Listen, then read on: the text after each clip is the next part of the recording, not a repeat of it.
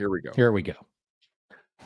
Hey, everybody. Welcome back to The Gold Mine. We have another fantastic show for you planned out today. I am super excited. We got Glenn rejoining us from back in the day. We got Seb with us. We got Shaun here. I am stoked. Now, while everybody else should be doing something, while I'm stoked, you should be liking the show, subscribing to the channel, hit the notification bell, do all that good stuff. Get your emails whenever we go live. Of course, Wednesdays for The Gold Mine and Fridays for The Collective. If you have any thoughts, questions, comments, anything at all, by all means, put them up in the comment section. We can hit those throughout the show. Let's get back into some intros because, Glenn, we haven't seen you for a while, brother. Hit us up, 10, 15 seconds. Where you come from? From Vancouver, just working for the city. And, man, I miss you guys, man. It has been too long. Seb, how's Alberta treating you now? Love everything about this place, my brother. Yep, this is the place to be. I would agree. John, how's the mountains treating you? Everyone keeping it all briefy McBrief here. So I'll make it a bit longer and say was having a hell of a good time in the green room before we started this live chat. So for the last 10 or 15 minutes, we've been John about all martial arts and all kinds of things and just basically synchronizing up before we go into the show. So I love it, man. A little bit of depth and breadth in the green room, perhaps. I could not agree more. I think this is exactly what we're getting into. Now, I do want to get your guys' first thoughts, though, before we get into any videos here. I know it was kind of last minute for Seb here, and Glenn, I gave you the topic a little late as well, and I wanted to apologize about getting the emails to you guys later, as I forgot to send it. Actually, it was in my email box. But first thoughts, depth versus breadth. Glenn, coming to you. What do you think? I think that topic kind of brings me to like what my definitions of friends are. I'd rather have friends a mile deep than a mile wide. I like that. Seb, what are your first thoughts? Are you fat shaming? Is that what you're doing there? 100%.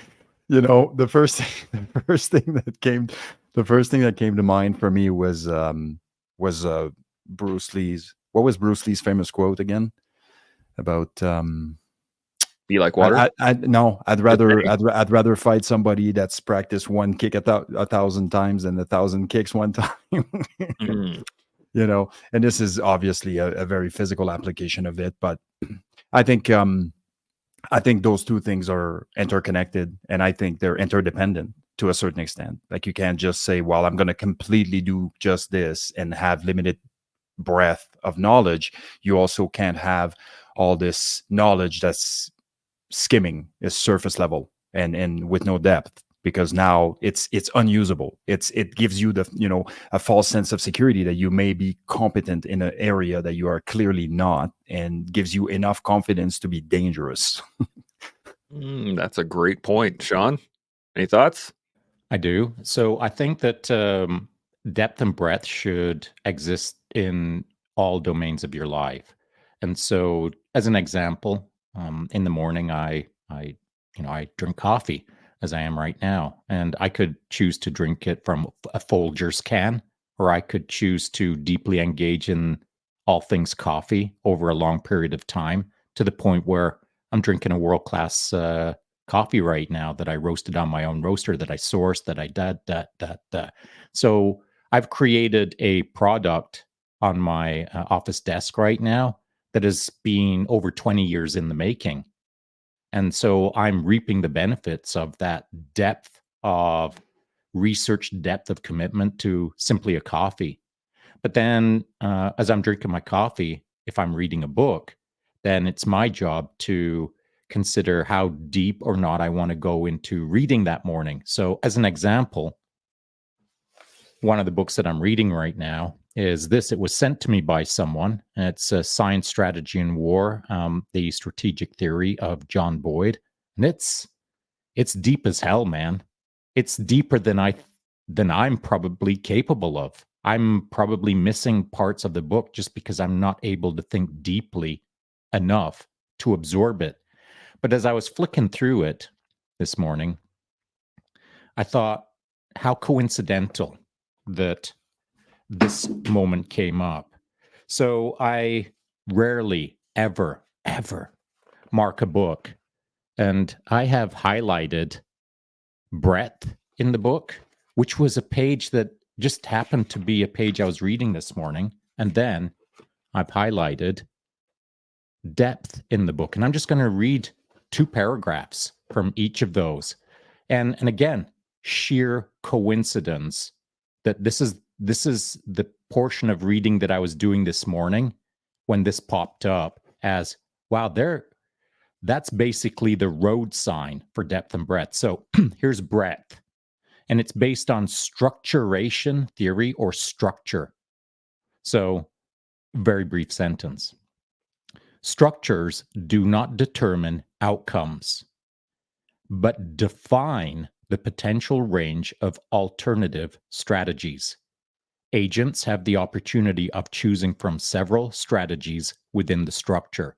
So the breadth of our life, the breadth of our day, the breadth of the things that we do, the breadth of a podcast, that's based on a structure that we form either as a team or by ourselves that we then operate within. So we can call that structure a construct. So now I'm going to talk about, on the next page, deconstructionism, which is the depth part of it. So I'm going to talk about depth. This is, again, right from John Boyd's words. By an instinctive seesaw of analysis and synthesis across a variety of domains, or across competing, independent channels of information, in order to spontaneously generate new mental images or impressions that match up with an unfolding world of uncertainty and change. So, in other words, we construct our models. We are in a construct right now, but it's our job, while in the construct, to deconstruct the construct in order to understand its many layers, its many opportunities, its many alternative paths forward. You can't just exist in a construct and let it take you by the hand and guide you. You've got to exist in a construct, and you have to choose the direction that you're going to go in it by more deeply deconstructing the moment to see it for what it is. In other words, seeing the world at a surface level versus literally at a deep level. Bam. All right, everybody. That was a great show. Thanks for showing up. John just nails it right off the bat. I love this. Interestingly enough, the moment you started talking about structures, this image popped in my head about a house does not make a home. And yet at the same time, there's levels to the game of what a house is or what a home would be. So I want to go around again on this because I want to get your guys' thoughts. Seb, I'm going to hit you first. What do you think on what Shaun just laid out? Yeah, I really like that. And I mean, that's the concept of mental models, right? And we're operating, everything we do is regulated by mental models. And those mental models, the interesting fact is they're not really imposed upon us. We choose the ones that we, connect with the most, so to speak, and or the people that we connect with the most, and we end up in some mental models that are very similar, depending what your tribe is doing. And so for me, I think that, again, as I always cannot stress enough, and I think we've had this chat I don't know how many times, that self-regulation piece, which is the ability to do all of the things that you need to be doing, starts with your self-awareness piece. And so understanding at the fundamental level that we operate with mental models is going to be news for a bunch of people watching this right now. And I think that, the depth in which we could have engaged Shaun in that conversation to continue to, blow minds in that, but it just goes to show that not only are we resistant to change, but we are looking at things so surface level that we don't even know that there is a below the surface framework around what we are actually looking at. It's our ability to understand depth is greatly affected by the fact that we don't know half of what we should know, really, in relation to, anything. And so I think that understanding that there are mental models at play that we can leverage our skills, knowledge, and abilities to navigate within, that we need to challenge them, as status quo is, is where growth goes to die. All of those things are preloaded in your brain before you engage in any sort of endeavors. And then what needs to happen is you need to have that conversation with yourself or with others to continuously make sure that everybody is still testing the left and right of arcs, as we discussed a million times over, because otherwise your mental models becomes a mental construct that's completely restrictive, maybe even perhaps a box or a jail of sort, in which we might have to think outside of in order to escape. Interesting. Glenn, you got any thoughts? Yeah, just to jump on what Seb was saying with mental models and to add on to Sean's points, I think right away to training. I've been training a lot lately, so that's kind of where my mind goes right away. And the depth of the kind of skill acquisition is almost trying to pick, I guess being self-aware that, okay, I'm learning a new skill. I'm going to suck so bad for a while, but let's pick one or two things that I can try to maintain while I'm trying to test my left and right limits, and being okay with it and documenting that and seeing the improvement over a long period of time, and understanding that, hey, in order for me to get this depth of knowledge, it's not going to happen quickly. It's going to happen over time. And that's where like emotional self-regulation and, kind of that joke I made in the green room. It's like, I'm going to be in the hurt locker. You know what I mean? All that stuff, from my perspective, kind of adds on to what Seb and Sean were saying. Yeah, I agree with that one. My thought went to jujitsu because that's what I'm doing a lot as well. That's interestingly enough, the greatest leaps that I made in terms of understanding jujitsu was when I let go of the preconceived notions I already had on jujitsu. So I think that's a fantastic point. Sean, you got any additional thoughts on this? I do. Glenn said something really important, so I don't want to gloss over it. And that is the importance of prioritizing the importance of the moment. Whatever is going on in the moment within the construct, whatever you're trying to get deeper into within your construct, you've got to prioritize the thing that you're going to action right then. Because the construct has got a lot of variables in it, a lot of complexity in it, a lot of depth to it. And no matter where you operate within that construct on a time-space continuum basis, if we consider a box and you're somewhere in that box as a dot, that's the time space that you're in right now. Wherever you are in that moment, it's your job to figure out where you're going next. And wherever you're going next within that time space construct, you've got to prioritize that next move's requirement. So for Glenn, as the example, as he's figuring out his new career, there's lots of things that he could cherry pick and start working on, but it is his job to prioritize the thing that he's going to cherry pick to get better at. And that could be one of several thousand things that he could choose to get better at. But it's his job, and only his job, to figure out all of the complex variables that he's aware of and choose wisely. But the good news is, as he's working through that process, he's got friends who can help him out. He's got workmates who can help him out. He's got a mentor who can work him out. And so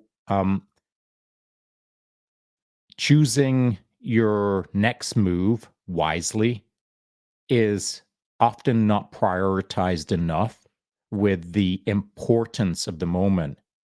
Sometimes it's just hopscotch randomness and not paying attention to the day, which will get you a ways down the path, but it'll not get you as far down the path as being conscious of what you have to do next and prioritizing the thing that is going to get you to that next in an efficient and an effective manner.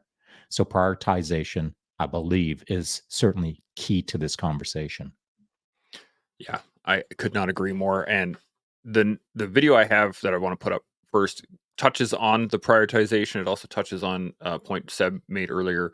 It's really kind of about certainty. So we're going to play it, and I'm going to get you guys' thoughts on it. Here we go. harm is caused in this world by stupid, incompetent people than by evil people. What makes people stupid is their certainty that they have all the answers. This is what's going on with our government. This is what's wrong, with this or that, because you're so certain you have the answer. And when you have leaders who are so certain, they enter a country into a war they haven't been thought out of. And so the paradigm in ancient culture was the Peloponnesian War between Athens and Sparta, the war that ended up kind of being the end of Athenian democracy and of their golden era. Thucydides, one of the greatest writers who ever lived, wrote the history of the Peloponnesian War. He was saying that the leaders thought, this will be so easy. And think of all the great things when we go and we take Sicily, Sparta will be destroyed, right? It wasn't thought through. They were so certain of the answer that they didn't think of the parameters. So people who are certain of things are very stupid. And when they have power, they're very, very dangerous. Bam. Let's get some thoughts on that. Seb, I'm going to hit you first.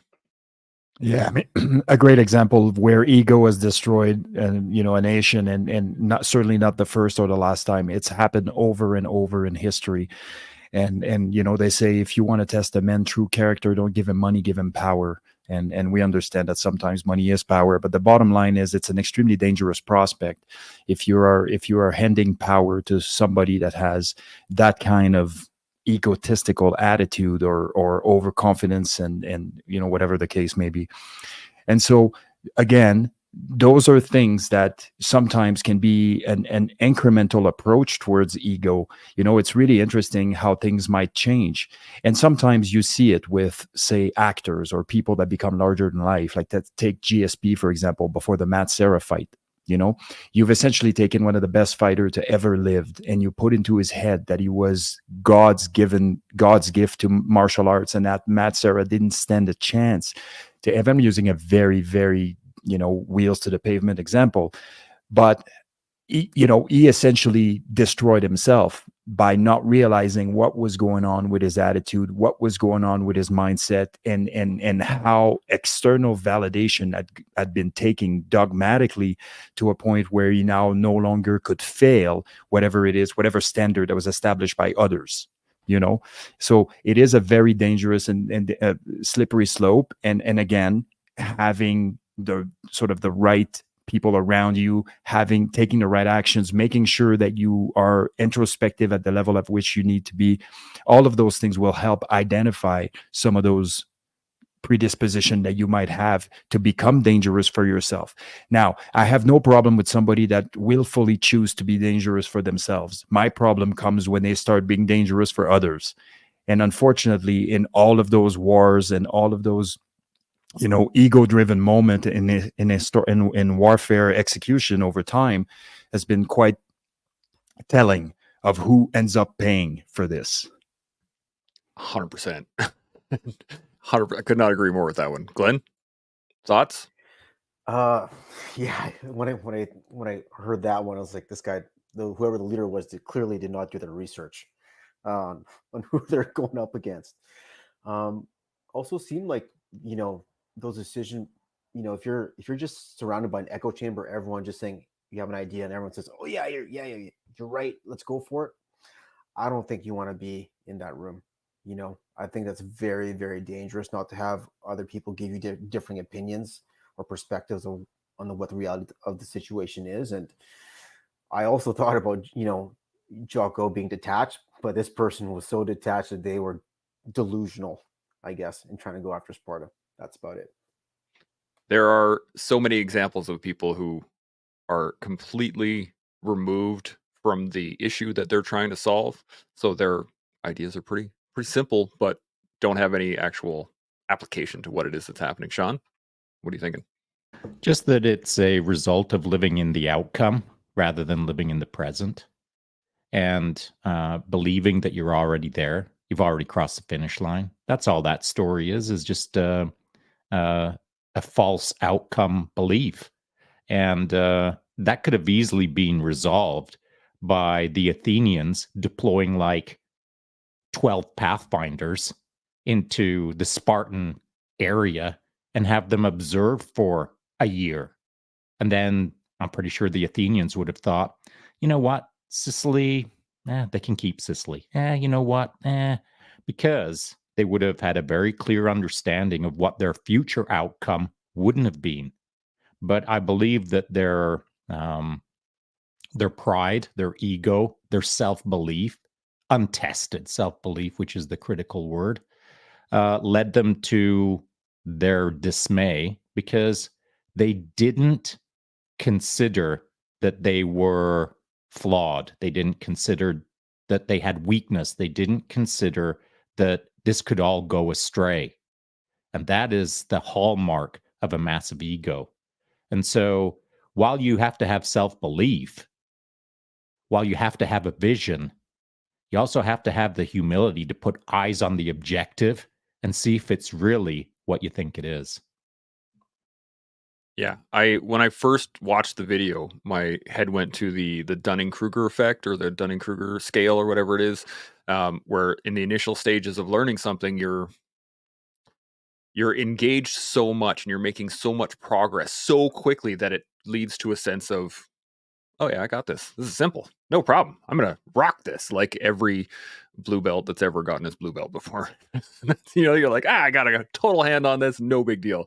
And then you get crushed over and over and over again. And so it clicked in my head that there was zero depth to that decision-making processes that led to that war. There was just, I got this. It's going to be no problem. And it reminded me of many years of myself dealing with my own ego, again, untested ego, like you said, Shaun, of making decisions based like, oh yeah, I've got like 6 months of knowledge in this. I know what I'm talking about. No, I didn't have any idea what I was talking about. I do want to go around again though. Seb, any additional thoughts on this? No, not really. Well, actually, you just one. The concept of engagement, it's funny because one of the things that's quite clear to me, and if you go back and watch every single one of the episodes of the Gold Mines of the Collective, I love that because we actually get to patternize certain things and see the interconnectedness and all of those things. And some of those things are just coming back over and over again. And I think that we're really seeing the value on a very deep level because we're looking at it through various angles and we bring the same components back in play: self-awareness, self-regulation, engagement, being curious, all of those things. I think at the end of this, when we have 1600 episodes and we dial it back to 20 things that are consistently coming back, we're going to have a pretty firm grip on what it is that's critically important when it comes to wellness, when it comes to engaging in life with purpose and meaning. I wanted to point that out. I'm sure I'm not the only one that notices, but the trends and the are consistent, and those things are anchors, so to speak. They absolutely are, and it's interesting when I'm scheduling and trying to come up with concepts, and I'm looking for videos and things like that. A lot of it is like, oh, we've talked about this before, but not from this angle. Let's check this out, kind of.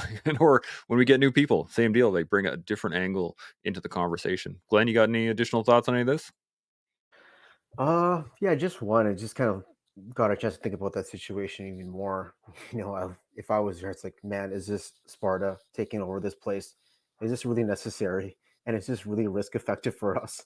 It's like, Shaun's idea of sending 10 Pathfinders there and watching them train. Everybody's training, everybody's fighting.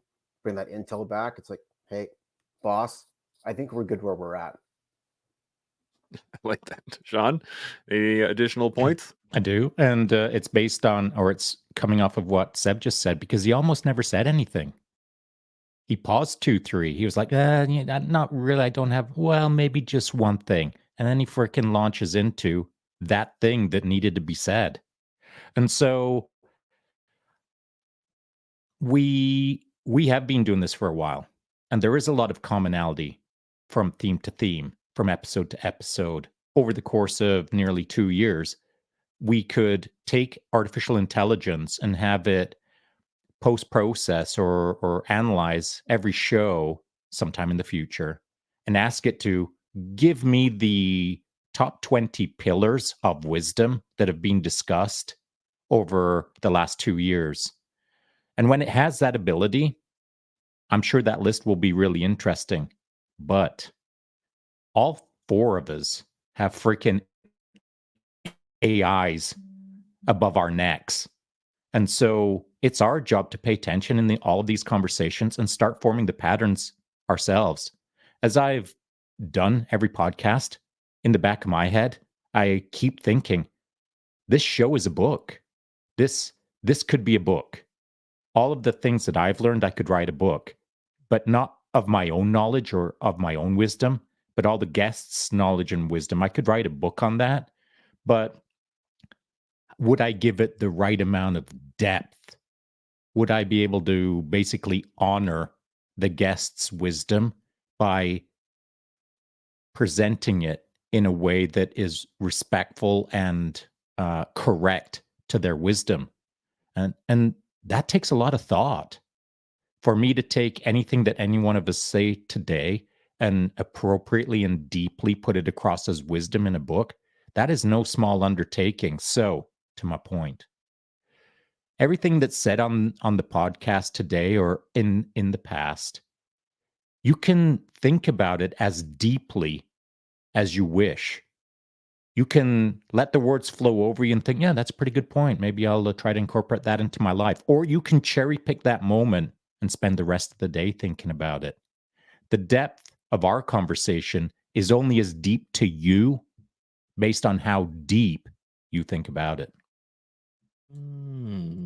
Shaun's dropping fire left, right, and center here, man. This is good to go.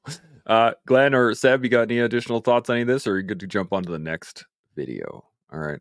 I could not agree more with you, Shaun. The depth of this show is based entirely on how deep you want to go with it, because we've hit some pretty deep topics, but man, we can keep going if we need to. All right, let's hit this next one and we'll get your guys' thoughts on it. A pine tree grows and matures very fast. An oak tree grows and matures very, very slow. But which one lasts longer? And which one is stronger? Which one shelters more critters and more birds? Which one, when it's done and over and it's cut down, which one is more valuable for the lumber?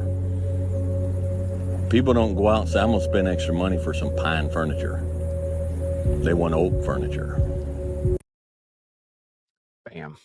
Another good one. I want to get my initial thoughts when I listened to this one was all about the fact of knowledge, and a depth of knowledge takes a massive amount of time in order to engage with. But it's not just about the knowledge. It's about application of it. Glenn, I'm going to hit you first on this one. What are your thoughts on that video? Yeah, man. It just kind of gave me an idea of knowledge takes time to pressure test, as well as accumulating.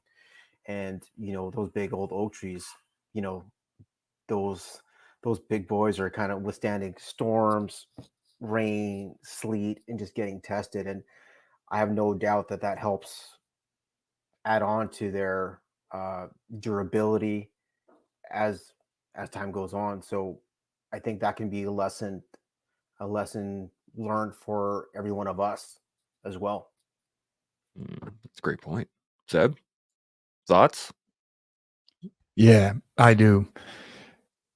For me, the first thing that comes to mind has to do with the constant search for instant gratification and having things right away and investing in something. And, the first question that somebody will ask if they have zero jiu-jitsu whatsoever is, how long does it take to get a black belt?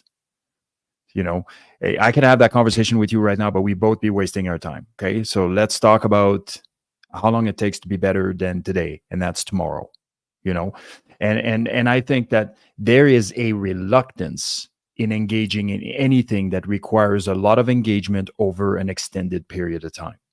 Unfortunately, every meaningful thing I've ever done was based upon my ability to do that.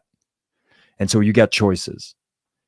You can continue down, the path of instant gratification, or continue down the path where the little wins are making you happy and bring meaning to your life, or you can really invest in things that, are going to take time. But by the time that you have reached certain outcomes, you're going to be all the better for it, as is described by, you know, the speaker in the oak tree and the comparison to the pine tree, which was pretty funny. But you know, I truly believe that what we forget most of the time is that regardless of what you take on, time waits for no one, and it's not stopping, which means that if you don't engage in it on account of how long it's going to take and all the sob stories that you're telling yourself, you will wake up 10 years later for something that would have taken 10 years, and you'll be exactly where you were before engaging in it.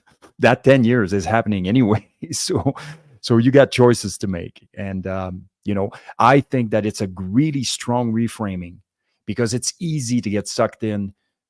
This is going to take so long, or this is going to be so difficult, or each step, you know, is going to be arduous, or whatever the case is, and have the ability to reframe that and say, look, here's the oak and the pine, you know, story, and how this can work and how this can be applied.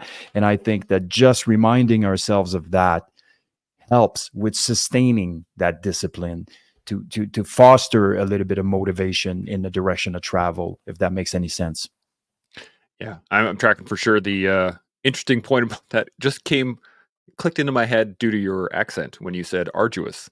You said arduous, and I was like, that's a great like that's perfect for what we're talking about. It should be arduous. It's not just about being arduous, but arduous. I like it. Shaun, thoughts? I think the example that he gave between a pine tree furniture and an oak tree furniture, it's pretty good. But what he didn't do is explain the difference between the two in a way that connects with other humans to engage in wanting oak furniture.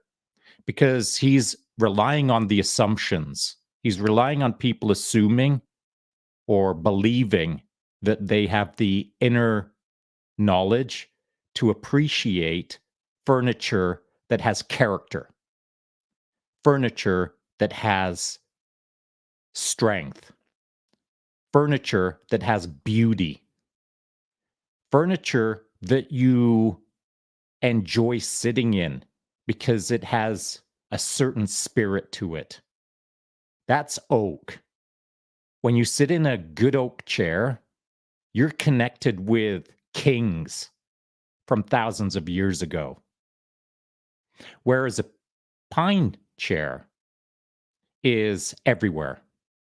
They are almost freely available for the common man.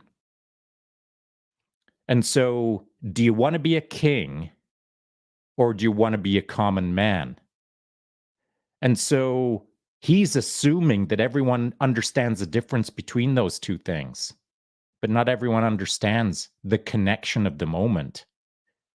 And here's why I believe that to be the case.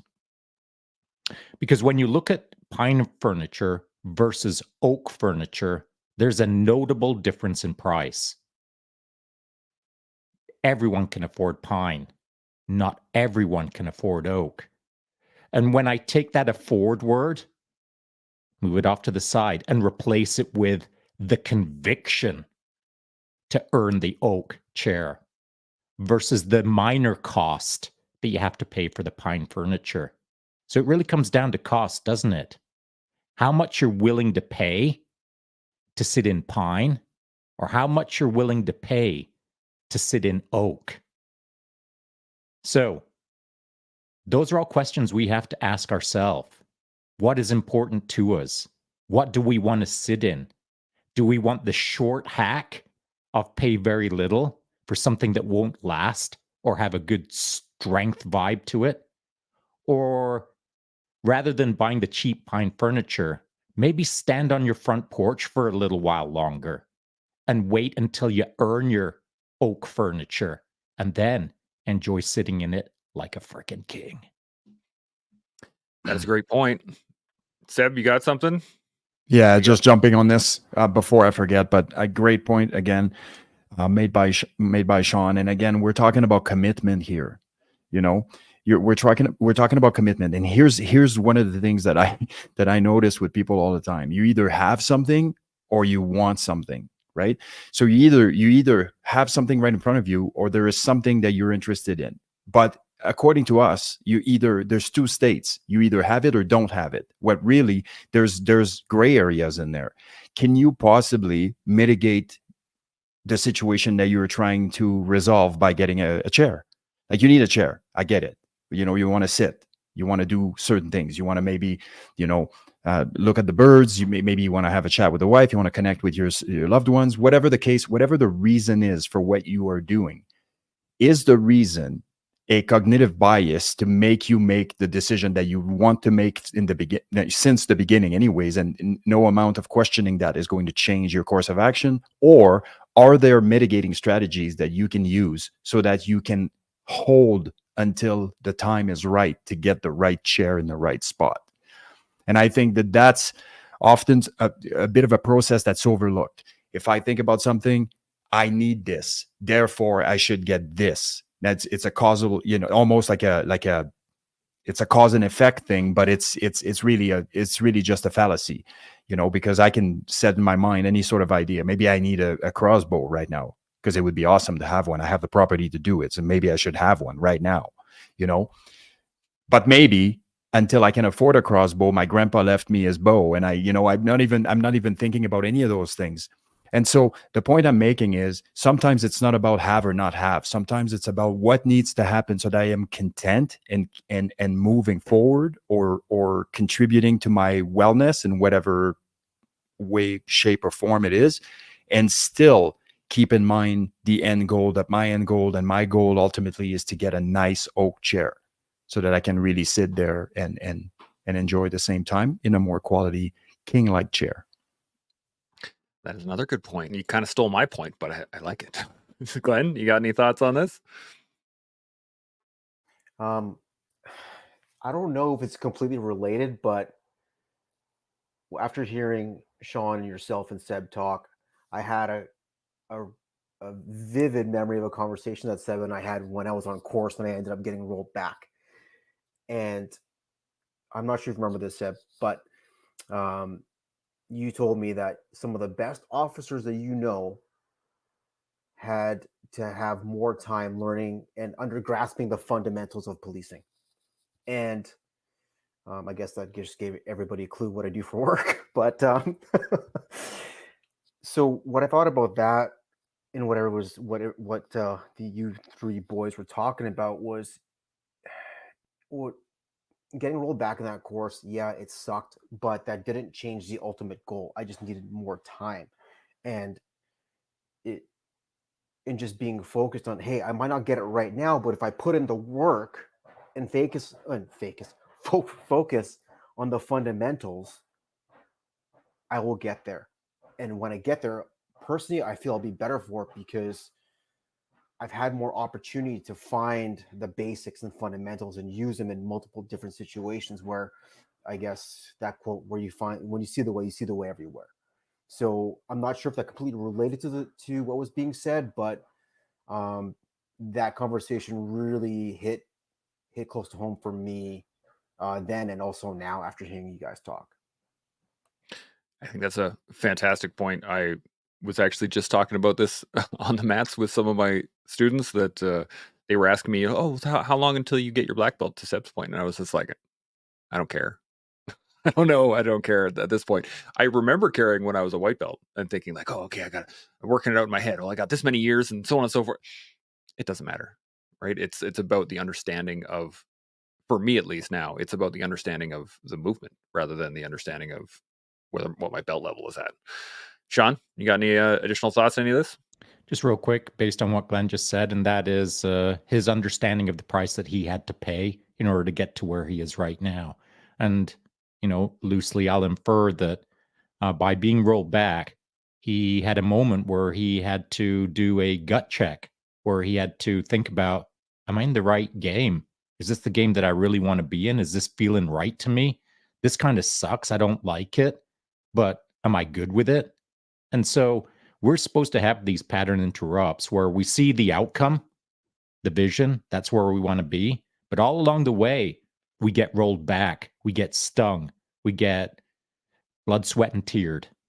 Because that's what teaches you whether you're on the right path, whether you really wanted it. And so wants and needs, as Seb was talking about.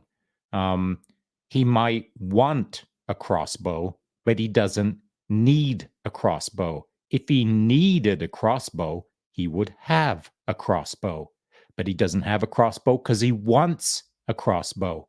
And that's where the conversation always falls apart.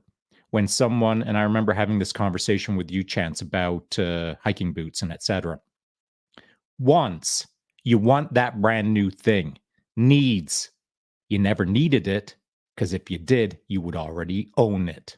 And so wants are a great thing, but they should never distract you from where you're at right now, your shoes that you're staring at. That's where you're at. The wants are way off in the future, and you have to earn those with stings in order to make them valuable.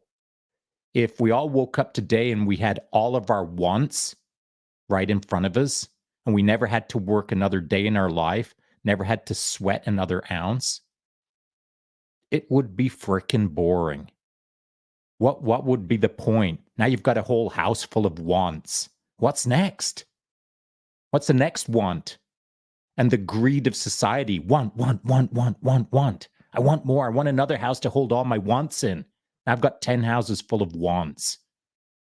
When all we really needed was a roof over our head and a vision and a path and some stings along the way to learn more deeply about who we are as a human, not who we are as a crossbow owner. But as a crossbow owner, I am better than most people.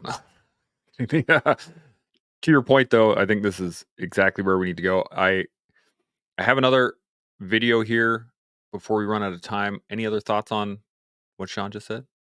Good to go. Yeah, just one for me. You know, the interesting piece is it's almost like ego and wants sometimes are interchangeable words, you know, and I think that if you look at the reason why we're getting certain thing in the first place, if it's not about external validation, it's about us having some sort of self-imposed status or whatever the case may be. You really have to deconstruct what's making you want certain things. But I can tell you that when you say want, I can guarantee you that the Athenian leader wanted Sparta, you know, for whatever reason. Right. But again, it's where there is something truly insidious about ego at times, just as there is to try to get you to eat sugar, you know, like, oh, go eat some fruits. It'll be so good. I'm sure you feel like an orange. That has to be healthy, right? Your body's asking for sugar. Like it will ask for sugar in all kinds of different forms. And it's going to fool you into thinking that you're doing a healthy thing, but you're on an empty stomach because you've been fasting all night. And now you're drinking pure orange juice and you just skyrocketed your blood sugar and, you know, in the stratosphere. So you may think that you've done the right thing, that you wanted it, but you actually didn't, in fact. And so it's important to understand that insidiously life is going to throw your ego back at you in different shapes and different forms, and you're going to have to catch it, you know, and that's again part of the engagement, part of the fun, really. Yeah, I totally agree. And like to Shaun's point, I think I saw a video a while ago and it was saying that if you had everything you wanted right now, what would stop you from not doing anything for the rest of your life? And I was just like, bam. All right, let's get into this last video here and then we'll get your thoughts on it. Say this one more time because I didn't get him on before. And that was so beautiful. I would like to share with you my 3 cardinal rules of sustainability and longevity. Cardinal rule number 1. Surround yourself with people whose eyes light up when they see you coming. 2, slowly is the fastest way to get to where you want to be. And 3, the top of one mountain is the bottom of the next, so keep climbing. Amen. I'm going to make you get this hug on camera. And you sit right there. Bam. Let's put Shaun up first. What do you got? That was a super awkward hug at the end there, by the way. Hey, bro, get it together. My thought is this: that I mean, cardinal rules, all three of them, fantastic. How do you build off of those? Those rules are like obviously a result of someone who's lived a really long life and has been in the game in a variety of different ways, has met probably a metric ton of super cool people to bounce ideas off of, and is at a point in their life where things are clearer, things are simpler. I'll bet all the awkward hugs in the world that when that guy was 20, he didn't know those things at all. It takes a long time to come up with simple rules that are super clear and live them accordingly. All the ideas in the world aren't living a good life. A handful of cardinal rules that you engage every day, that's living a good life. Love that. And the rave in the background. That is fantastic. Have you got any thoughts going on? Yeah, I think any time that we hear even quotes taken out of context, because really, I mean, we haven't heard the rest of the conversation or anything, and it's the same with us when we're pushing out content of some of the quotes that we're saying, and you know, as eloquent as it might be in the moment, in the context of a conversation, taken out of context, sometimes it's, you know, you have to be aware of that. Like, you've taken a piece of information out of context, and now you have to kind of understand the left and right of arc of this, you know. And if we look at, say, something dogmatically, such as slowly is the only way to get somewhere, well, that's not exactly the case. Slowly is the best way to engage in something in a meaningful way to get somewhere, but the more you do it, the faster it will get, you know. And so eventually all the processes that we're employing to negotiate life, if you are engaged in them, you will get better at them, and when you do, you will be expected to do it faster. Let's give you an example of this that's very, you know, nuts and bolts. CQB, you know, like, yeah, CQB is awesome, and if you start outrunning your feet, you're going to make all the wrong decisions at the wrong time. But what happens is, if fundamentally you understand that you need to be able to, you know, target, identify accurately, and place real good shot placement where they need to be, then eventually, as you're engaging in the process more and more, you're going to come in and do things almost autonomously, where things are just going to happen in front of you. And so it's important to understand that you can't take a sentence like this out of context and be like, must apply, slowly is the only way to go anywhere, because again, that's skimming the surface of the entire depth of the statement, so to speak, right? It's a fantastic point. Glenn, thoughts? Sorry, my cat was trying to jump on the little desk there. Everyone's gonna get a butt shot, so I had to shoo him off. You know, I think that was a nice video.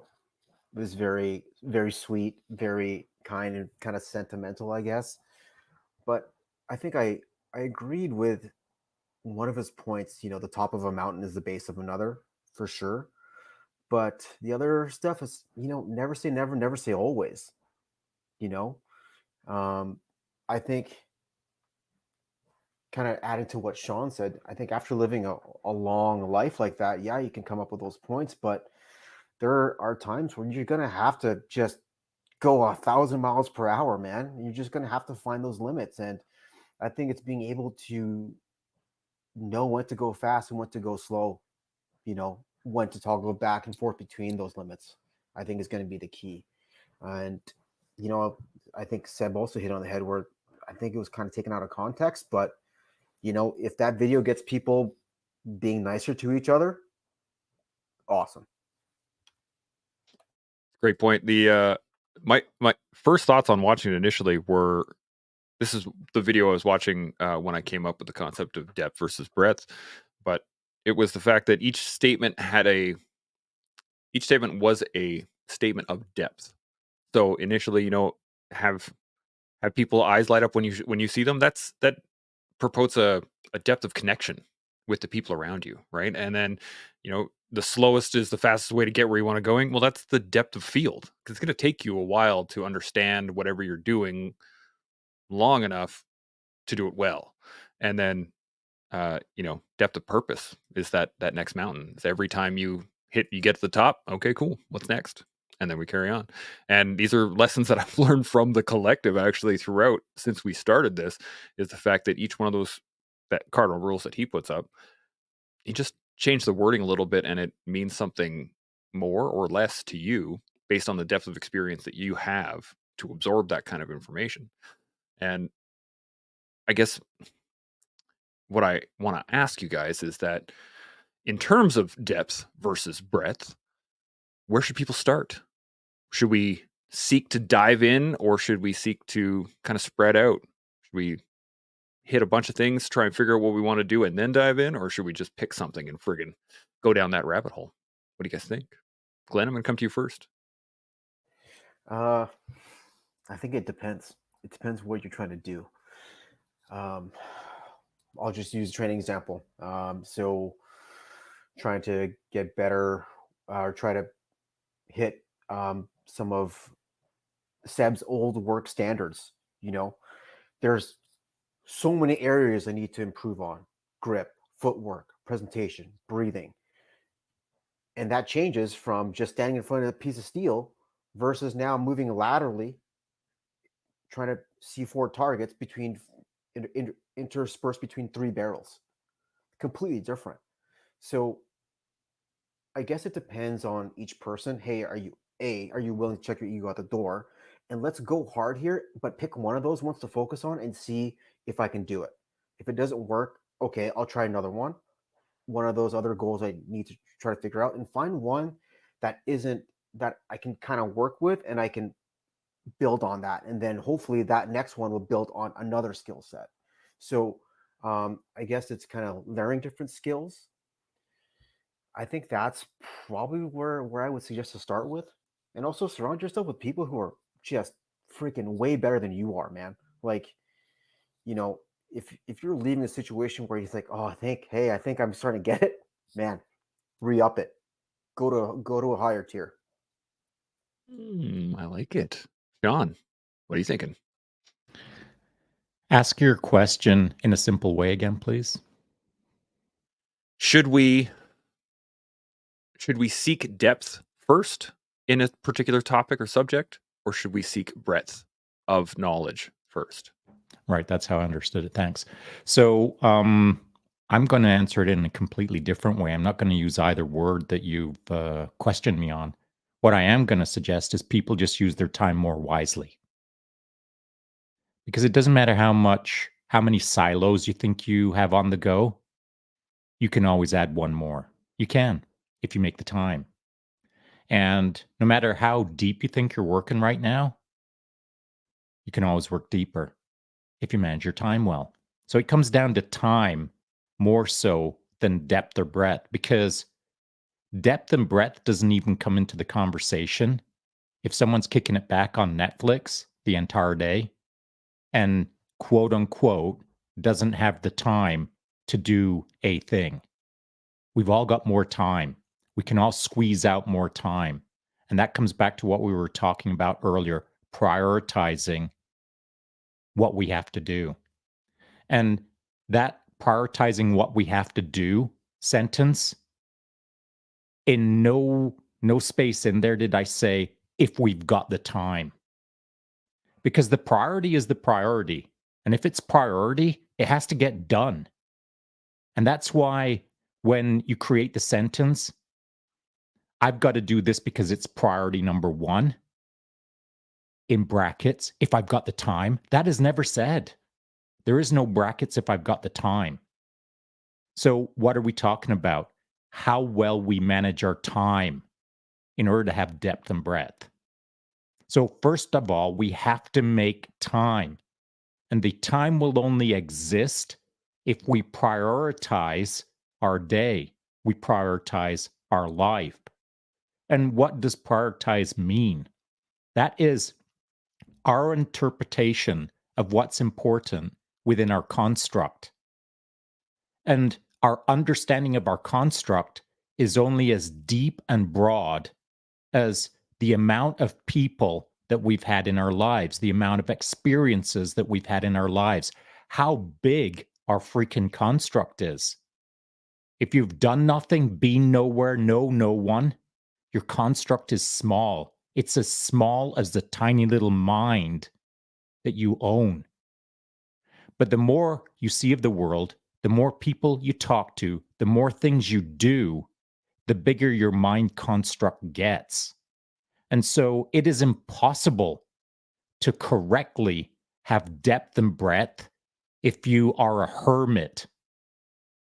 You need to get out, explore, be around, think with other humans in order to really start understanding your prioritization of depth and breadth. So I won't say where you should start between the two or how you should start between the two. What I will say is everyone should take a moment and think about time as a construct within your construct. I'm liking where this is going, Seb. What are you thinking? Yeah. Prioritize something and time will appear. It always happens. And so one of the things I always tell people that want to start, say, jiu-jitsu, martial arts, or any other endeavor that are time consuming is before you start to apply yourself, to do it as much as possible, get yourself to the point where you love it enough that you know it's a priority in your life. And when that happens, time will appear. Like, don't even worry about where you're going to find time to go train, because all of a sudden the 2 hours every 2 weeks that you can give is going to turn into 12, and somehow it will not affect anything else in your life. So I think that, as Shaun alluded to, we can really trim the fat in those areas. And then you're looking at two concepts: the concepts of choice or the concept of necessity, because that changes things as well.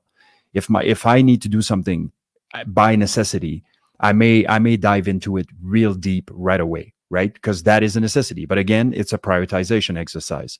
If it's something that I do by choice and I have the sort of the luxury of time distance to make a proper assessment, maybe I do a bird's eye view, maybe I go dabble with a bunch of stuff, and eventually I will look at the bunch of stuff that I dabbled in and what are the things that are more meaningful to me that I really want to engage in. And you still have to reprioritize. So there's always going to be a time where you're prioritizing and executing. Otherwise, you're going to spin around in circle, trying all kinds of stuff and be mediocre at all of those things without really achieving anything in any of those areas. And so I couldn't agree more. We've had this chat, I don't know how many times. My goal in life for the last 3 to 4 years has been to try to maximize every single hour. If I can look at my day and be okay, I look at 8 hours of my time, and 6.5 of those hours are actually meaningful and contributing to my life's betterment in one way or another, or somebody else's life's betterment, and it's in line with my desired outcome and my priorities, I'm in. But if I realize that I've skimmed myself a couple hours or a couple minutes here, there, and everywhere, only to add 3.5 hours in an 8-hour day, for example, and I use an 8-hour day, but whatever, inject whatever number you want, where am I wasting time? And if you're telling me that you've done an inventory and that you have no idea where you're wasting your time, I'm going to say that you're willfully not looking. And so if there is anything that you need by necessity to do, i.e. cops training, for example, jiu-jitsu, which is one of my giant pet peeve that will never go away until every single one of them is mandatorily training daily.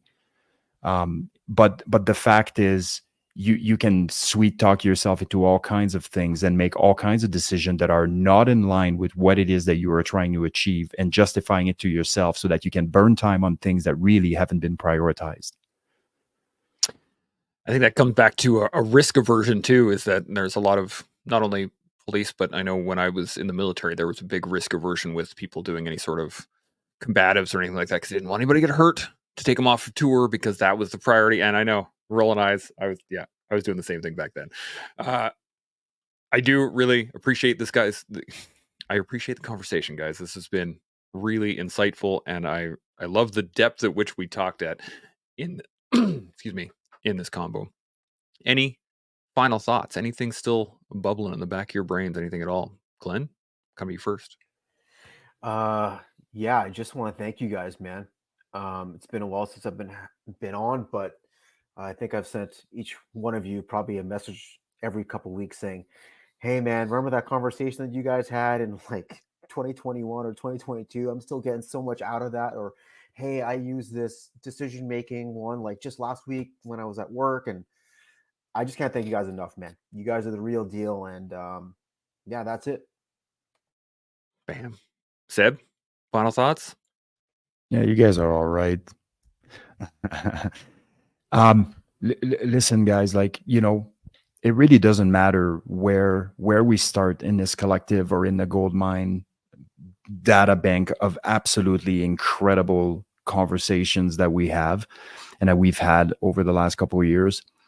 But I truly believe that it's really, really important, as I stated earlier, for you to start making connections that we necessarily don't make between episodes or between the conversations or between some of the mechanisms that are being employed to optimize performance, because you might come up with something that isn't so evident to us necessarily, and that is the concept of that shared wisdom. And then maybe you bring it back to us and maybe we extrapolate on some of those, right? But I really want everybody to look at these things like like the gift that never stops giving, because that's really what these conversations are all about.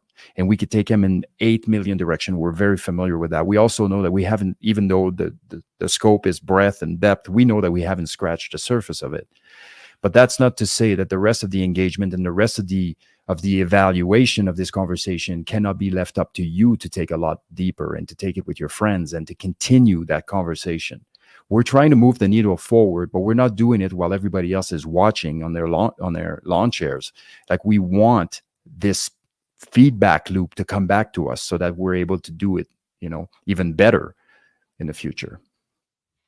Bigger, better, faster, stronger. It's the daily routine. Shaun, final thoughts? Well, I'm going to follow up on what Glenn and Seb said, because they're both in theme as I see it. And that is, Glenn is a representation of someone who's listened to the podcast and has deconstructed it to pick out things that are important to him 2 years ago versus 1 year ago versus now. And he's formed a pattern over time as to what works for Glenn through all of that deconstruction. Now, the beautiful, beautiful part of that is, as Seb said, anyone who listens to the show, it's your job to deconstruct, come up with the things that work for you, then feed them back into the model, the feedback loop, which is exactly what Glenn is doing. Glenn is actually a feedback agent right now in this very moment. He's deconstructed, he's learned, he's now got new wisdoms, and he's feeding them back into the construct called the collective or the Goldmine podcast. And so, as Seb said, as Seb asked, Glenn has provided, but it's not enough for just one Glenn. We need 1,000 Glens to deconstruct, think, form novel ideas back into the feedback loop so that we can iterate on these kind of conversations at a deeper level. Yeah, couldn't agree more. When we started having guests, actually, at the very beginning, was Shaun, you said on a couple of number of occasions, "Oh man, I feel like I got a firmware update. I feel like, oh man, this another great conversation. I feel like I've reinvigorated everything I need to think about." And it's been consistent for this whole time, is that at the end of every show, and I know, Shaun, when you watch the show afterwards, when I'm editing, is that you're picking up new things. You're picking up different pieces. Look at that. Oh, and you can, as you say, deconstruct it in for ourselves. So it's not just about us providing the information. We're doing the deconstruction and reinvigoration consistently over time. It has been a fantastic ride, let me tell you. And with that, I think we'll shut her down. Thank you guys again so much, Glenn, Seb, Shaun. It's a great show. And as we all continue to learn, build, and grow, we'll see you next week. Chimo. Chimo.